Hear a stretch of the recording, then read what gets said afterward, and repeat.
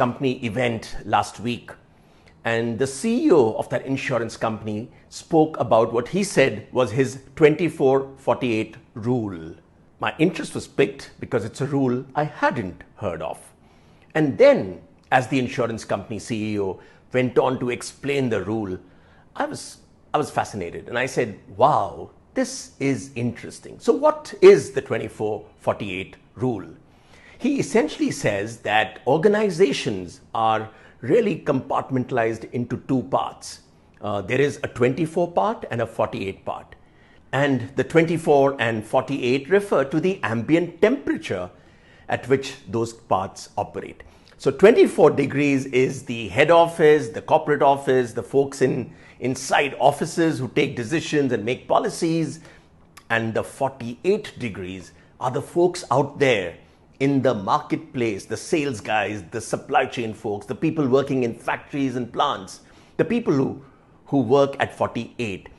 And his point was that businesses depend on the 48s for their success. And if you want to be a successful business, he said, you've got to make sure that people who operate at the 24-degree temperature are always keeping the 48-degree folks in mind.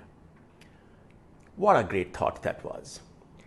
Truly, businesses are not built inside air-conditioned conference rooms. They're not built inside boardrooms.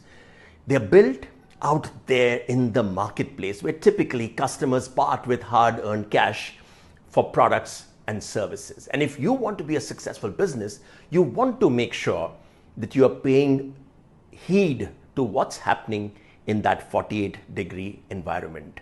If you're making a policy inside a head office, try and ask yourself, what does this really mean for the folks in 48 degrees? If you're trying to make a great strategy, and you might think you've got the world's best strategy sitting inside your air-conditioned office, make sure you've tested it out there in the 48-degree environment. And as I thought of it, I said this is probably true across spheres. And my mind, of course, went to cricket. And I thought that think of the 24 degrees as what happens in the dressing room, or even in the nets, or in the dugout. And 48 is what happens out there in the field, right? You can have great strategies and you can have terrific tactics, but at the end, it's the execution on the field that will make a difference. 48 always trumps 24, whether it's sport, business,